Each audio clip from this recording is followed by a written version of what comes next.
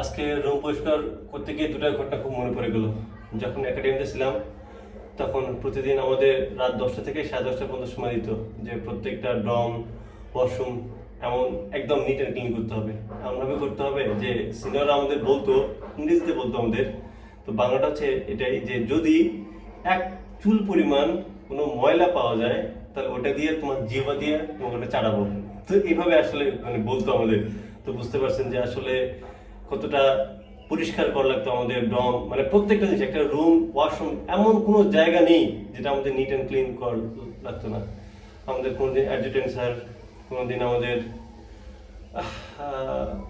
কি বলার, আমাদের সিনিয়র স্যার কখন করতো, আবার কখনো আর জন্য মানে যে যিনি আমাদের প্যারেড করতো ওনার নামটা আসলে বলে গেছি। তো কোনোদিন আবার ডক্টর, বিভিন্ন জন, মানে বিভিন্ন দিন বিভিন্ন জন এইভাবে কি ওটা কি করতো, মানে রুম প্রত্যেকটা ডম, ওয়াশরুম একদম খুঁটিয়ে খুঁটিয়ে দেখতো যে কোথাও কোনো ময়লা পাওয়া যায় কিনা। যদি কারো বিরুদ্ধে কোনো অবজেকশন দিত তাহলে ওর রাত্রে ঘুম নেই, পানিশমেন্ট দিত, এটা বা বিভিন্ন কারণে। যাই হোক, ওটা একটা বিষয়। বিশেষ করে আজ যেমন আজকে শুক্রবার, আজকে শুক্রবারে আমাদের কি করতে, আজকে তো আমাদের তো ক্লাস পিটি প্যাড সব অফ। আজকের দিনে আমাদের একদম সকাল থেকে জুমা নামাজের আগ পর্যন্ত পুরোটা সময় আমাদেরকে ড্রম, পাশাপাশি আশেপাশে বাগান টাগান যত কিছু আছে সব হচ্ছে আমাদের দ্বারা পরিষ্কার করতো। আমরা অনেক এনজয় করতাম, মাঝে মাঝে ফাঁকি দিতাম। তো বন্ধু বান্ধবদের অনেক মজা করতাম। তো অনেক পরিস্থিতিগুলো মনে পড়ে গেল। আরেকটা বিষয় হচ্ছে যে আমাদের মায়েরা কতটা কষ্ট করে এই রুমগুলো পরিষ্কার করে।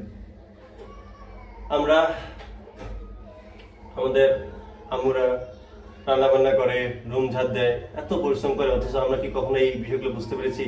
কিন্তু আজকে যখন এই রুমগুলো যখন ঝাড় দিই, যখন পরিষ্কার করি, তখন আসলে বোঝা যায় যে আসলে আমাদের মায়েরা কতটা পরিশ্রমী, আমাদের জন্য কতটা স্যাক্রিফাইস করে। তো আমাদের এই বিষয়গুলো বোঝা উচিত।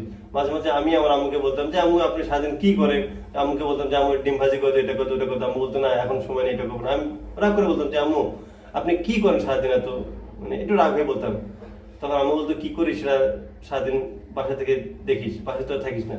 তো আসলে এখন বুঝতেছি যে একটা রুম পরিষ্কার করতে গিয়ে এমন হচ্ছে সকাল থেকে এখন এই যে 12:30 বাজে কাজ করতেছি, মানে আমার গা ঘেমে যাচ্ছে। একটা রুম পরিষ্কার করতে গিয়ে আমি মনে হয় মানে শরীরটা শেষ। অথচ আম্মু দিনের পর দিন কতগুলো রুম পরিষ্কার করতো, ঝাড় দিত, রান্না বান্না করতো, কত কাজ করতো। আম্মু স্যালুট। মনে হচ্ছে যে নিজের আব্বু আম্মুর কাছে অনেক ক্ষমা চাই নিচ্ছে যে রাগের মধ্যে হয়তো কত কিনা বলেছি আমি, খুব মনে হচ্ছে আসলে। তো তো আসলে আমাদের বাবা মাকে কি বল, মানে সব মানে শ্রদ্ধার জায়গাটা অন্য অন্য লেভেল। তো কেউ এরকম রাগের বসে বাবা মার সাথে কেউ খারাপ করবে না। আমার নিজেকে খুব খুব খারাপ লাগতেছে যে আল্লাহ তাআলা আমাদের সবাইকে সঠিক বুঝান করুক। বাট আমার সবচেয়ে মজা লাগছে হচ্ছে একাডেমিক দিনগুলো।